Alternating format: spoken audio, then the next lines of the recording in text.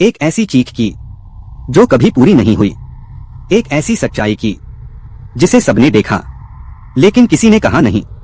और याद रखना, यह कहानी सुनते समय अगर तुम्हें लगे कि कोई तुम्हारे पास खड़ा है तो पीछे मुड़कर मत देखना। उत्तर भारत के एक कोने में एक छोटा सा गांव था जिसका नाम था चंद्रपुर। दिन में यह गांव बिल्कुल सामान्य लगता था।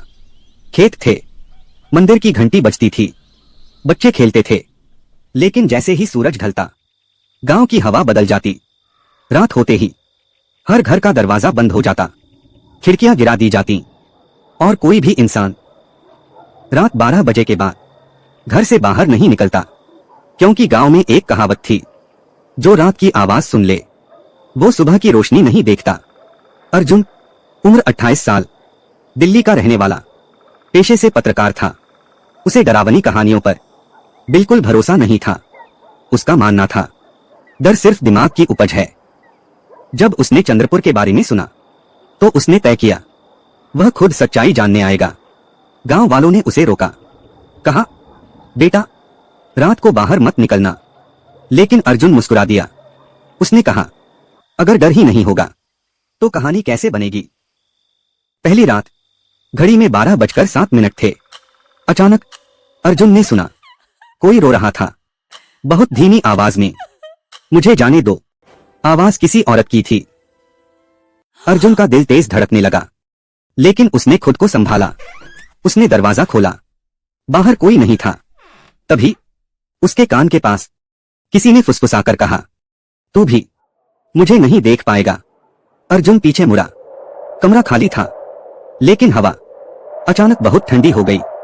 अगले दिन अर्जुन गांव से बाहर गया। वहां एक पुराना कुआं था। पीपल के पेड़ के नीचे कुएं के आसपास मिट्टी पर अजीब निशान थे, जैसे किसी ने नाखूनों से जमीन को नोचा हो। उसी जगह एक टूटी हुई लाल चूड़ी पड़ी थी। तभी पीछे से एक बूढ़ी आवाज आई, यहां मत आना था बेटा।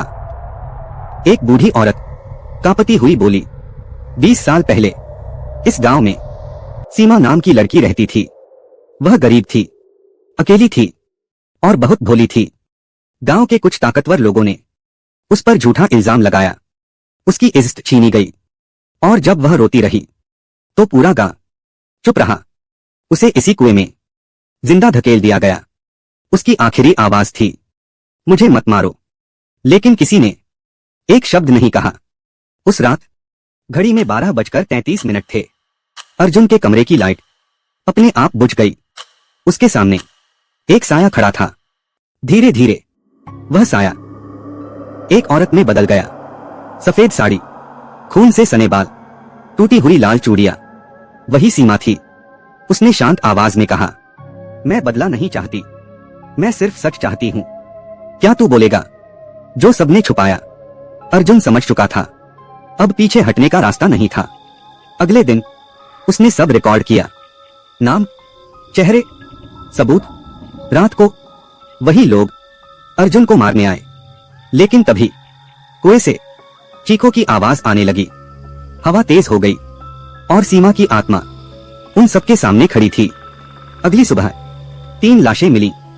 उनकी आंखें खुली थीं और चेहरे पर डर जमा हुआ था।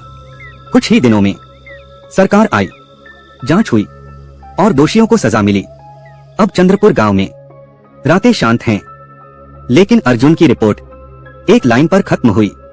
सबसे डरावना भूत वो इंसान होता है जो गलत होते हुए भी चुप रहता है। डर आत्माओं से नहीं, अपने कर्मों से होना चाहिए, क्योंकि हर अधूरी चीख एक दिन सच बनकर लौटती है। अगर आपको ये कहानी पसंद आई हो तो वीडियो को लाइक करें और ऐसी ही डरावनी कहानियों के लिए चैनल को सब्सक्राइब जरूर करें। अपना रिएक्शन कमेंट में लिखें और वीडियो को शेयर करें।